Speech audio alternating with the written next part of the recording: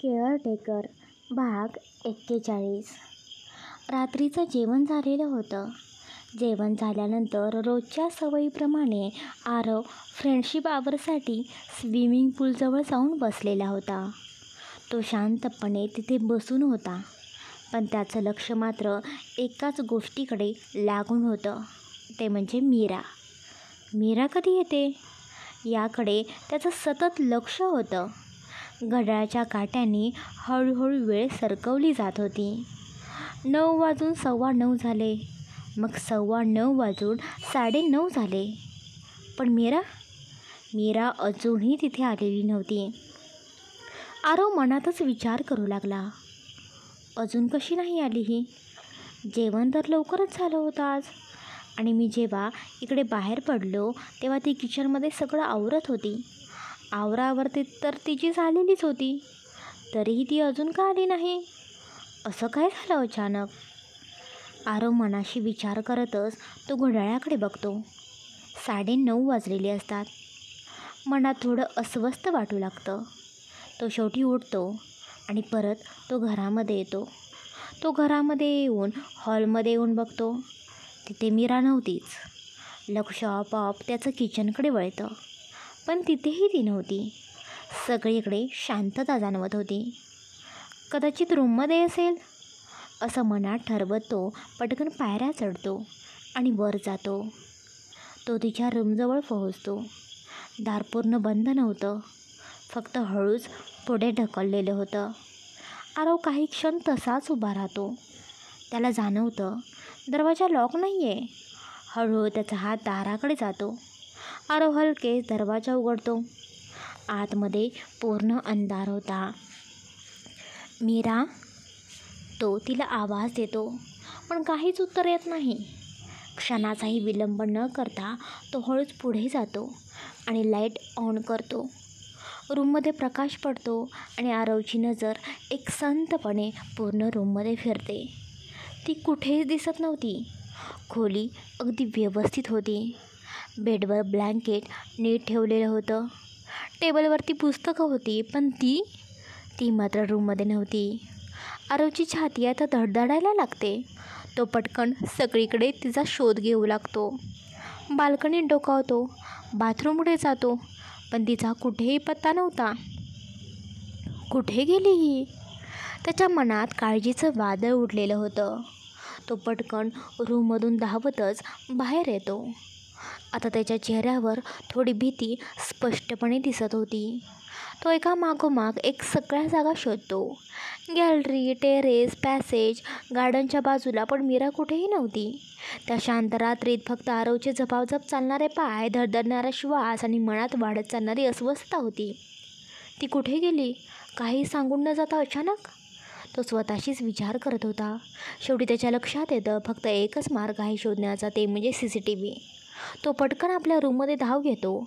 आरव त्याच्या रूमचा दरवाजा हलकेच उघडतो. दार उघडताच त्याला एकदम गडद अंधार जाणवतो. पण त्या रात्रीची पौर्णिमा आता जवळ आलेली होती. खिडकीतून येणाऱ्या चंद्रप्रकाशामुळे खोलीत सौम्यसा प्रकाश पडत होता. त्या मंद प्रकाशात कोणीतरी समोर उभं आहे हे आरवला स्पष्टपणे जाणवत होतं. आरव एक क्षण स्थिर उभा राहतो. त्याचं हृदय जोरात धडधडत होतं. तो सावधपणे काही पावलं पुढे टाकतो. हळूहळू त्या आकृतीजवळ तो जातो. आता त्याला स्पष्ट दिसत होतं, ती मीरा पुढे उभी, पाठमोरी उभी होती. मीरा, तू इथे? आरव हळू आवाजात बोलतो, पण मीरा काहीच उत्तर देत नाही. तिचा श्वास संथ होता. ती एकटं खिडकीतून बाहेर पाहत होती. आरव अजून 2 पावलं पुढे जातो. आता तो अगदी तिच्या मागे उभा होता. हळू आवाजात तो पुन्हा बोलतो, मीरा, तू इथे काय करतेस? हे आपलं फ्रेंडशिप आवर आहे, तू विसरलीस का? मी तुझी वाट बघत होतो तिथे स्विमिंग पूलजवळ. पण अजूनही ती शांत स्थिर होती. आरवचा आवाज आता थोडा हळवा होतो. काय झाले मीरा? बोल ना, इतकी शांत का आहेस तू? आरवचं बोलणं ऐकून मीरा हळूहळू पाठीमागे वळते. पण ती फक्त पाठीमागे वळत नाही, तर ती अचानक तिच्या खांद्यावरचा पदर अलगदपणे बाजूला सरकवते. मीराचं हे वागणं बघून आरव क्षणभर स्तब्ध होतो. मीरासमोर आता तो उभा होता आणि तिच्या पदर खांद्यावरून सरकून अगदी जमिनीवरती अलगदपणे लोळत होता. त्या मंद चंद्रप्रकाशात ती त्या स्लीवलेस डीप नेक ब्लाऊजमध्ये त्याच्यासमोर उभी होती. तिच्या पोटाजवळचा हलका उघडलेला भाग, गडद भावनांनी भरलेल्या डोळ्यांमधून खालची नजर, सगळं काही आरवला दिसत होतं. रूममध्ये जरी अंधार होता तरीही पौर्णिमेच्या चंद्रप्रकाशामुळे तिचं रूप आणि आरवच्या मनात निर्माण होणारे अगणित प्रश्न स्पष्ट जाणवत होते. आरव फक्त तिच्याकडे बघत होता. त्याच्या नजरेत भीती नव्हती, पण काळजी होती, शंका होती आणि न कळणाऱ्या अनेक भावना होत्या. काही क्षण आरव फक्त तिला बघत राहतो, अगदी एकटक. ती जी नेहमी आपल्या हसण्याने, डोळ्यांमधल्या उत्साहाने जग जागं करत होती, आज तीच एकदम शांत, निर्विकार, पदर खाली सोडून उभी होती. त्या पौर्णिमेच्या चंद्रप्रकाशात मीराचं रूप आरवच्या नजरेसमोर दरवेळी नवं भासायचं, पण आजचं तिचं हे दृश्य काही वेगळंच त्याला जाणवत होतं. हळूहळू आरव भानावरती येतो. आरव तिच्याकडे अजून एकदा नीट बघतो, पण यावेळी तो तिच्या डोळ्यांकडे, तिच्या भावनेच्या अव्यक्त लाटांकडे, तिच्या शांततेच्या अर्थाकडे बघत होता. तो तिच्याकडे बघतो आणि बोलतो, मीरा. तो पुन्हा हळू आवाजात बोलतो, तू असं का केलं आहे? हा पदर तू असा का सोडला आहेस? पण मीरा अजूनही काहीच बोलत नाही. तिची नजर अजूनही जमिनीवरती होती. ती एक क्षण श्वास घेते. हलकासा कंप तिच्या ओठांवरती येतो, पण आवाज मात्र निघत नाही.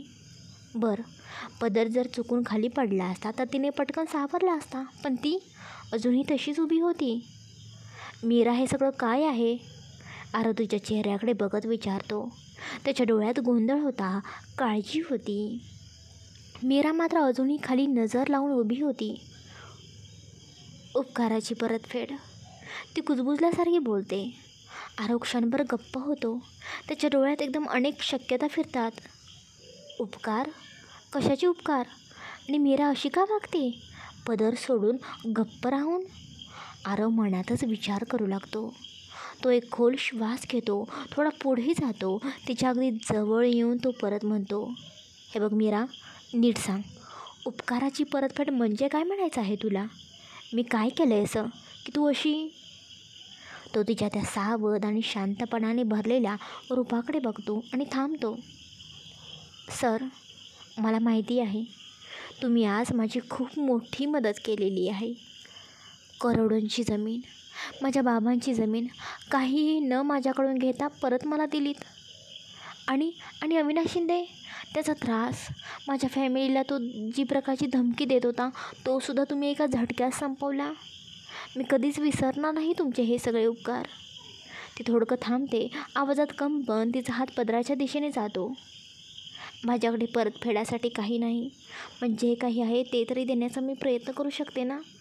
इतकं बोलतच ती तिच्या खांद्यावरच्या साडीचा पदर पकडते आणि बाजूला सरकवू लागते. तेवढ्यात आरव जोरात पुढे येतो. तिचा हात थांबवतो. Meera, stop it. काय करत आहेस हे तू?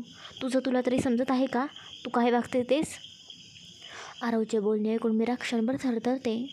डोळे खाली जातात. ती बोलायचा प्रयत्न करते. आरवचं कठोर बोलणं ऐकून मीरा स्तब्ध झालेली होती. काही क्षण ती त्याच्याकडे बघतच राहिली. मग हळूहळू तिच्या डोळ्यात पाणी भरायला लागलं. ती थेट त्याच्या डोळ्यात पाहतच म्हणाली,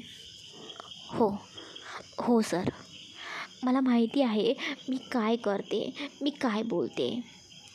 ती एक क्षण थांबली आणि परत श्वास घेत म्हणाली, सर, जेव्हा मला जॉबची गरज होती तेव्हा तुम्ही मला केअरटेकर म्हणून काम दिलंत.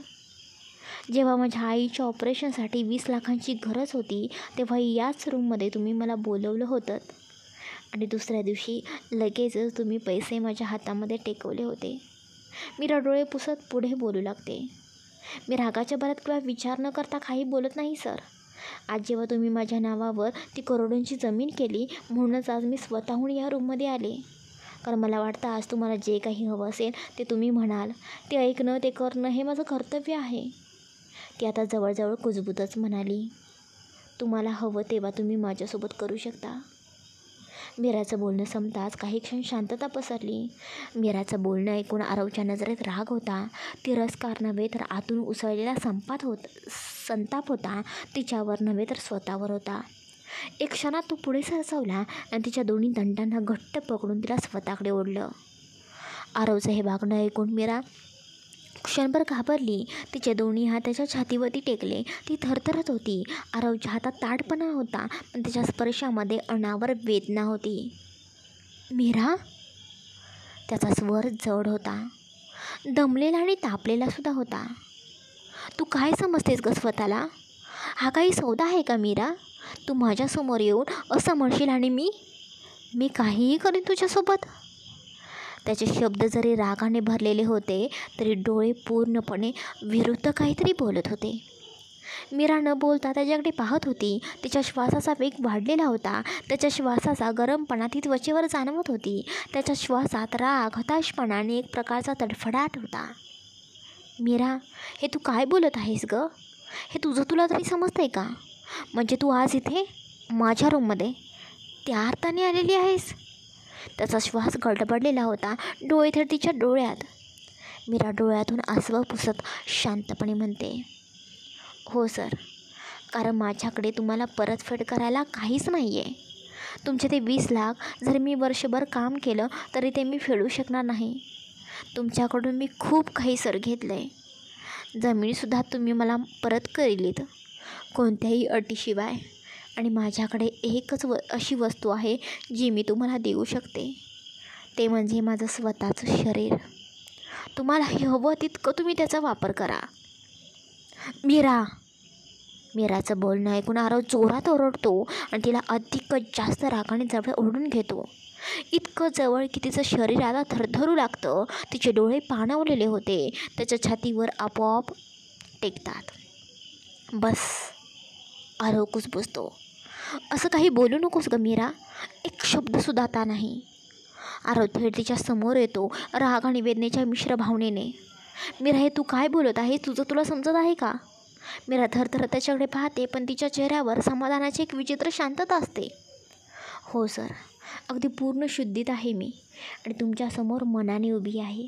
माझ्या बाबांची ती जमीन, माझं सगळं आयुष्याचा संघर्ष आणि आईचं ऑपरेशन, या सगळ्या एकमेकांतून निभाव देणारी व्यक्ती जर कोणी असेल तर ती तुम्हीच आहात. तो तिचा हात जोरात पकडतो आणि तिला जवळ ओढतो.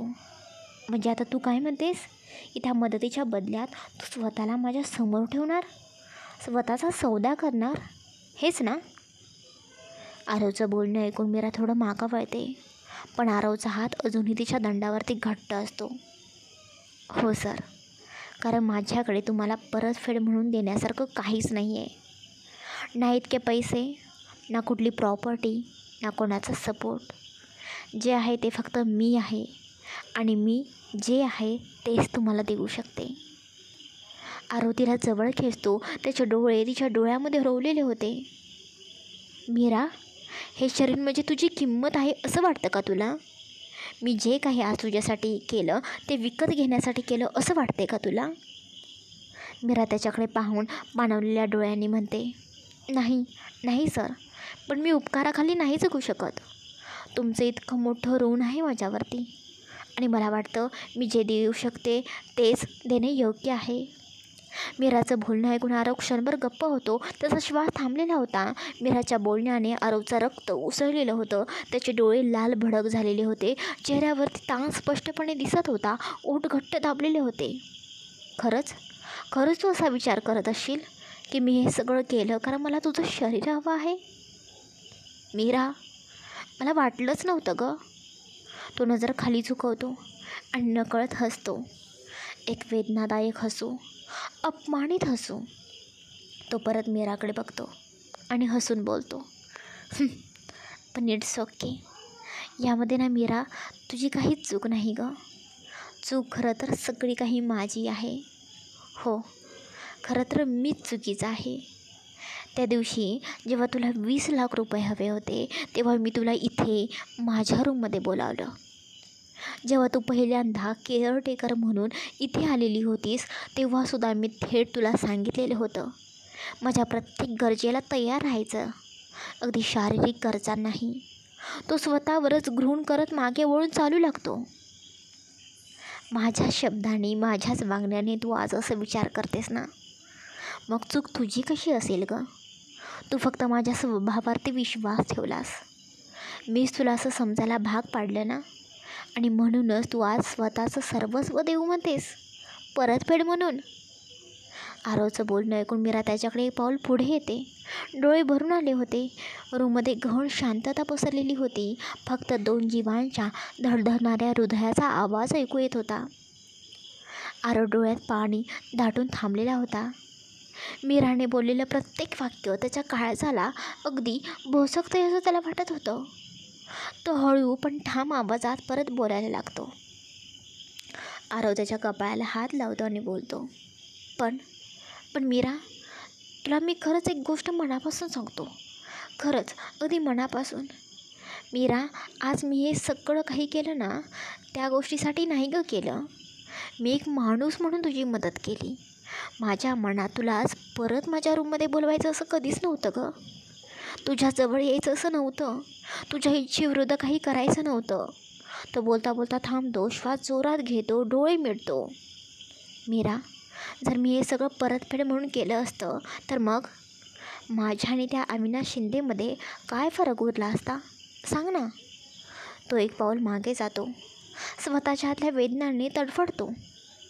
अगं, तू बाबांची शेवटची आठवण म्हणून ती जमीन परत मिळवण्यासाठी त्या अविनाश शिंदेशी लग्नसुद्धा करायला तयार झालेली होतीस. तो जे बोलेल, त्याने जे सांगितलं ते सगळं काही करायला तू तयार झाली होतीस. अगदी तुझं शरीर विकायलासुद्धा तयार झाली होतीस. मग आता फक्त नाव बदललं आहे. त्या जागी आरव राज्याध्यक्ष आला आहे. त्याने मदत केली म्हणजे त्यालाही शरीरच हवं आहे, असाच विचार करत तू माझ्या रूममध्ये आलीस ना, बरोबर ना? नाही मीरा, खरं तर ना, या सगळ्या काही गोष्टींमध्ये तू चुकलीच नाहीस गं. तुझं काहीच चुकलेलं नाही. चूक खरं तर माझी आहे. मीच तुला आजवर असं काही दाखवलं. मीच तुझ्यासमोर असं वागलो की तुला वाटलं मीसुद्धा अविनाश शिंदेसारखाच आहे. मीसुद्धा तुला पैसे देणार आणि तुझ्या शरीराचं सुख घेणार. दुसरा अविनाश शिंदे तुझ्या आयुष्यातला, हो ना? आरवचे बोलणे ऐकून मीरा पटकन बोलते, नाही सर, नाही, खरंच असं काहीही नाही. मला कधीच वाटलं नाही की तुम्ही दुसरे अविनाश शिंदे आहात. तुमच्यासारखा कोणीच होऊ शकत नाही सर. पण सर, मी इतक्या मोठ्या उपकारास खाली दबले आहे की माझ्या मनात असं वाटलं की काहीतरी तुम्हाला द्यायला हवं. आणि सर, खरंच माझ्याकडे काहीच तुम्हाला देण्यासारखं नाही, ना पैसा, ना घर, ना नाव. फक्त जे आहे ते माझं शरीर आहे, माझी भावना आहे, आणि तेच मी तुम्हाला देऊ शकते, आणि तेच मी मनापासून तुम्हाला देत आहे. प्लीज सर, तुम्ही गैरसमज घेऊ नका. प्लीज सर, मला समजून घ्या. मी कुठल्याही कर्जातून सुटायचं म्हणून नाही करत हे. मी माझ्या मनात तुमच्याबद्दल जे आहे ते प्रामाणिकपणे व्यक्त करत आहे सर. मीराचे बोलणे ऐकून आरवला खूपच राग आलेला होता. परतफेड म्हणून स्वतःचं शरीर देणं हे त्याला योग्य वाटत नव्हतं. मीरा गं, त्याचा आवाज एवढा कडक आणि संतप्त असतो की मीरा एकदम दचकते. तिचा श्वास अडकतो, शरीर थरथरायला लागतं. तिच्या डोळ्यामध्ये घाबरल्यापणे स्पष्ट दिसत होतं. आरवला तिची ती घाबरलेली नजर जाणवते आणि एक क्षणातच त्याचा राग विरघळतो. मीराला असं घाबरलेलं बघून आरव स्वतःशीच म्हणतो, हे मी काय करत आहे? तो स्वतःशीच म्हणत तो एक दीर्घ श्वास घेतो. स्वतःला सावरण्याचा प्रयत्न करतो. त्याच्या मनात गोंधळ असतो. तो हळू तिच्या जवळ येतो. तिच्या खांद्यावरून खाली सरकलेला पदर हलकेच उचलतो. एक क्षण त्याच्या हातात पदर थांबतो. मग तो पदर परत मीराच्या खांद्यावरती नीट ठेवतो, अगदी शांतपणे, आदराने आणि काळजीने. तो पदर अशा प्रकारे पसरवतो की तिचं संपूर्ण अंग नीट झाकलं जातं. क्षणभर दोघांमध्ये फक्त श्वासांची लय असते. मीरा, तू काय समजतेस मला? मी काही असा माणूस आहे का जो जेवढं देतो तेवढ्याच बदल्यात काहीतरी घेण्याचा हिशोब करतो? मीराच्या डोळ्यातून अश्रू गळू लागतात. ती काहीच बोलत नाही. हे बघ मीरा, या क्षणी ना मला जास्त काही बोलायचंच नाही. फक्त तुला इतकंच सांगतो, मी तुझ्यासाठी जे काही केलं आहे ते कधीच मनात उपकार म्हणून ठेवू नकोस गं, समजलं? तो एक मिनिट थांबतो, मग परत एकदा मीराकडे बघून कपाटाकडे जातो. हळूवारपणे कपाट उघडतो आणि त्यातून एक हलकासा बॉक्स बाहेर काढतो. आरव तो बॉक्स मीराच्या समोर पकडतो. हे घे, हे सगळ्यात महत्त्वाचं आहे. हे काय आहे सर? नको सर, आत्तापर्यंत तुम्ही माझ्यासाठी खूप काही केले, मग आणखीन काही मला नको आहे. मीरा, हा बॉक्स तुला घ्यावा लागेल. शपथ आहे तुला. या बॉक्सला फक्त तू कधी उघडू नकोस. तो बॉक्स मीरा हातात घेते. तेच आरव बोलतो, हा बॉक्स तुझ्याजवळ राहील आणि ज्या दिवशी तू केअरटेकरचं काम सोडून इथून निघशील ना, त्याच दिवशी तू हा बॉक्स उघडू शकशील. का सर, असं का? मीरा, मी ना तुला आत्ता काहीच सांगू शकत नाही, पण आपण म्हणतो ना, योग्य वेळ आली की योग्य त्या गोष्टी समजतात. तसंच काहीतरी या बॉक्समध्ये आहे. योग्य वेळी तुला सगळं समजेल. फक्त तुला माझी शपथ आहे, बॉक्स फक्त आत्ता उघडू नकोस. जा आता, जाऊन आराम कर. मीरा तिथेच काही क्षण उभी राहते. ती कधी त्या बंद बॉक्सकडे बघते, तर कधी आरवकडे. तिच्या मनात 100 प्रश्न निर्माण झालेले होते. त्या बॉक्समध्ये काय असेल? काय 1 वर्ष वाट पाहायची? आरवला काय लपवायचं आहे? मीरा विचार करत ती आरवच्या खोलीबाहेर जायला लागते. आणि तेवढ्यात आरव पटकन मीराला आवाज देतो. 1 मिनिट मीरा. आरवचा आवाज ऐकून मीरा थांबते. पावलांखालची जमीन जणू स्थिर होते. ती हळूच परत पाठीमागे वळते. मीराला वळलेलं बघून आरव मीराकडे बघतो आणि तिच्या डोळ्यामध्ये बघत बोलतो, माझ्या एका प्रश्नाचं उत्तर देशील मीरा? मीरा काहीच बोलत नाही, फक्त मान हलकेच हलवते. आरव एक थोडा खोल श्वास घेतो आणि बोलतो, अविनाश शिंदे, तो फक्त पैशांसाठी तुमच्या घरी येत नव्हता. त्याला खरं तर तू हवी होतीस. तुझ्या अंगावरची नजर, तुला ती अश्लील वाटत होती, हो ना? मीराचे डोळे खाली होतात. चेहऱ्यावरती तणाव वाटतो. तेच आरव बोलतो, पण मीरा तेच केलं ना त्या दिवशी. जेव्हा मी तुला केअरटेकरच्या जॉबसाठी विचारलं, तेव्हा मी सुद्धा स्पष्ट शब्दात तुला सांगितलं होतं की माझी एक अट आहे, शारीरिक गरज. ती तुला माझी भागवावी लागेल. आणि त्यानंतर माझ्या खोलीत मी तुला बोलवलं आणि नंतर जे काही घडलं ते सुद्धा तुला आठवतं आहे ना? आरवचे बोलणे ऐकून मीरा शांत होते. तिचे डोळे पाणावलेले होते, पण ती अजून काही बोलत नाही. तेच आरव पुढे बोलतो, मग मी तुला कधी अविनाश शिंदेसारखा वाटलो नाही का गं मीरा? माझी नजर, माझा स्पर्श तुला कधीच अश्लील घाणेरडा वाटला नाही का? आरवचे बोलणे ऐकून ती एक क्षण त्याच्याकडे बघते. तिच्या डोळ्यात अश्रू जमा होतात. मग ती थोडा वेळ डोळे बंद करते, मन सावरते आणि मग हळू आवाजात बोलते. आरवचं ते शेवटचं वाक्य अजूनही हवेतच जातच होतं. मीरा, बोल ना, मला उत्तर हवं आहे तुझ्याकडून.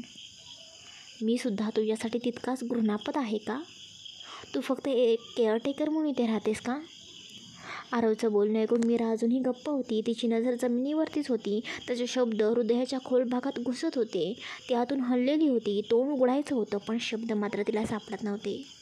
आणि इकडे मात्र आरव तिच्या प्रतिसादाची वाट बघत होता. आणि शेवटी निराश होऊन तो मागे वळतो. मीरा आरवचा प्रश्न ऐकून स्तब्ध उभी होती. काही क्षण निशब्द जातात. मग ती हलक्या आवाजात बोलते, सर, जसं आत्ताच तुम्ही मला म्हणालात, योग्य वेळ आली की योग्य त्या प्रश्नांची उत्तरे आपल्याला आपोआप भेटून जातात. तसंच तुमच्यासुद्धा या प्रश्नाचं उत्तर तेच आहे. तुम्हाला योग्य वेळी तुमचं उत्तर मिळेल. ती आरवकडे शेवटचं एक नजर टाकते आणि वळून स्वतःच्या रूममध्ये निघून जाते. मीरा खोलीत शिरते. दार हलकंसं बंद करते. हातात तिच्या अजूनही आरवने दिलेला तो लाकडी बॉक्स होता. काही क्षण ती तो बॉक्स फक्त बघत राहते, जणू त्याच्या टोकावण्याचा मोह मनाला टोचतोय. ती बॉक्स हातात घेऊन बेडजवळ येते. त्याच्याकडे बघत ती स्वतःशीच विचार करू लागते, काय असेल या बॉक्समध्ये? काही पत्र, कुठली वस्तू? ती थोडा वेळ कोंदाळलेली होती. मग एक खोलती दीर्घ श्वास घेते आणि तो बॉक्स कपाटामध्ये ठेवते. कपाट बंद करते. आरव सर, तुम्ही शपथ घातलेली आहे ना, मग आता उघडणं योग्य नाही. ती विचार करत बेडवरती बसते. डोळे मिटून थोडा वेळ ती स्वतःला सावरते. तेवढा तिचं लक्ष मोबाईल स्क्रीनकडे जातं. मोबाईलवर श्वेताचे 5-6 मिस कॉल आलेले झळकत होते. श्वेताने एवढे मिस कॉल केलेले बघून मीराचं हृदय धडधडायला लागतं. चेहऱ्यावरती काळजी स्पष्ट दिसू लागते. आईला काही झालं तर नसेल ना या विचाराने ती पटकन श्वेताला कॉल करते. श्वेता, इतकी कॉल्स, काय झालं असेल? ती पटकन कॉल बॅक करते. फोन कानावर लावताच ती म्हणते, हॅलो श्वेता, काय झालं आहे? तू एवढ्या वेळा मला कॉल का केला होतास? काही प्रॉब्लेम झाला आहे का श्वेता? तू एवढ्या मला कॉल केला होतास, मी खूप घाबरले. सॉरी अगं श्वेता, मी कामाच्या भरात ना माझं लक्षच नव्हतं गं मोबाईलकडे, मला समजलंच नाही तुझा फोन आलेला. तेच मीराचं बोलणं ऐकून दुसऱ्या बाजूने श्वेता शांत स्वरात बोलते, हो गं ताई, काळजी करू नकोस तू, सगळं काही ते ठीक आहे. म्हणजे ना ताई, मी तुला कॉल केला होता कारण मला तुला सांगायचं होतं. आज दुपारी माझं डॉक्टरांशी बोलणं झालं. ते म्हणाले उद्याच आईचं ऑपरेशन करायचं आहे. सगळी काही प्रोसेस ना आता लवकरच झालेली आहे, म्हणून त्यांनी ऑपरेशन करायचं ठरवलं आहे. पण ताई, मी म्हणत होते उद्या मग तू हॉस्पिटलमध्ये येऊ शकशील का गं? म्हणजे आईचं ऑपरेशन आहे म्हणून गं. फोनवर श्वेताचा आवाज ऐकून मीराच्या चेहऱ्यावर एकदम आनंदाची लहर उमटली होती. डोळे चमकले होते. अगं श्वेता, ही तर खूप मोठी आनंदाची बातमी आहे गं. आपण या दिवसाची किती वाट पाहत होतो ना. फायनली उद्या आईचं ऑपरेशन होणार. बघ श्वेता, बाप्पा सगळं काही छान करेल मी तुला म्हणत होते ना, आणि तसंच होत आहे. आता तू अजिबात काळजी करू नको. मी ना उद्या सकाळी लवकरच हॉस्पिटलमध्ये पोहोचते, तू नको काळजी करू.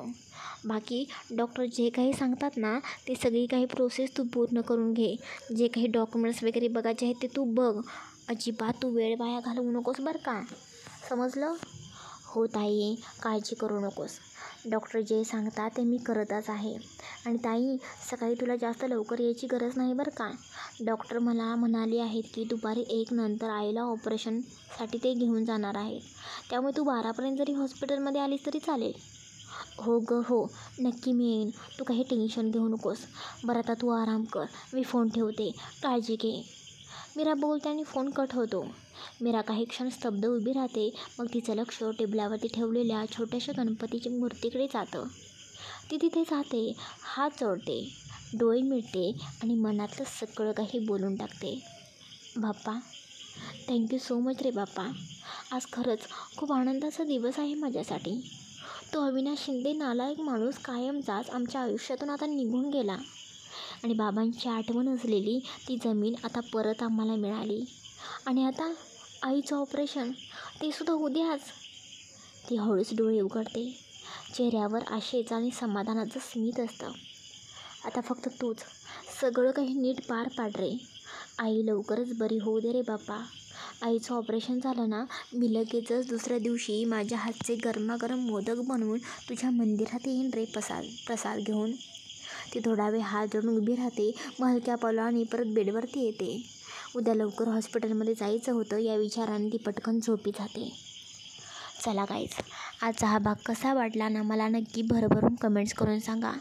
बाकी गाईज, आज हा पार्ट थोडासा लेट आलेला आहे कारण मी थोडीशी बाहेर होते, त्यामुळे मला पार्ट लिहायला जमलं नाही.